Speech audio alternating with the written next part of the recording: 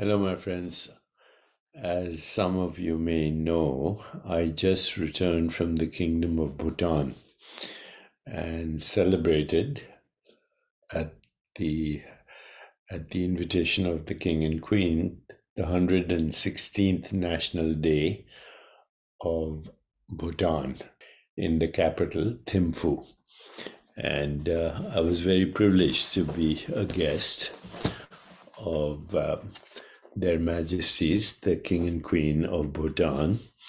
And of course, I was very pleasantly, not surprised, pleasantly reinforced that Bhutan um, is justifiably ranked as one of the happiest countries in the world.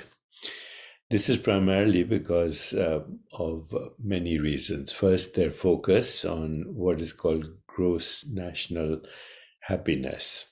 Unlike most countries that prioritize gross domestic product, Bhutan has prioritized GNH, or gross national happiness, um, as its guiding principle since the 1970s. GNH takes a holistic approach to well being, considering not just economic prosperity, but also environmental sustainability, cultural preservation, good governance, and spiritual well being. This ensures that the development focuses on improving the overall quality of life for all Bhutanese citizens. Secondly, there's a strong um, emphasis on community and cultural values. Bhutanese communities emphasize close knit community, strong cultural ties, respect for elders and for traditions. This sense of belonging and social support contributes significantly to people's sense of well being. Additionally, Buddhism is deeply ingrained in Bhutanese society, promoting values like mindfulness, compassion, and detachment from material possessions, which can contribute to inner peace and happiness. Thirdly, there is a very strong emphasis on environmental communication. Bhutan prides itself on its pristine natural environment and has made significant efforts to protect it. The country boasts over 72% forest cover and is carbon negative, meaning it absorbs more carbon dioxide than it emits. This connection to nature and commitment to environmental sustainability contribute to the health and well-being of Bhutanese people. And there are other factors, including moderate pace of life. Despite increasing modernization, Bhutan has been careful not to embrace the fast-paced lifestyles often associated with economic development. This slower pace of life allows people to prioritize time for family, leisure, personal well-being, reducing stress and contributing to happiness. And finally, good governance. Bhutan has a stable and democratically elected government that prioritizes its citizens' well-being. And there is strong emphasis on social welfare programs such as free healthcare and education. This sense of security and trust in the government adds to the overall happiness of the population. So I was just taken by the peacefulness and joy that I saw in the people over there. And I was also very impressed by the dedication of the king and queen to the welfare of all people in Bhutan. And it was actually impossible for me to even uh, imagine that Bhutan could have the kind of conflict the rest of the world is seeing with war and terrorism. It doesn't matter where you go, Afghanistan or Korea or the Middle East or Ukraine. There is so much conflict, so much death, and so much um, so much destruction. And it was impossible for me to even think that Bhutan could have that.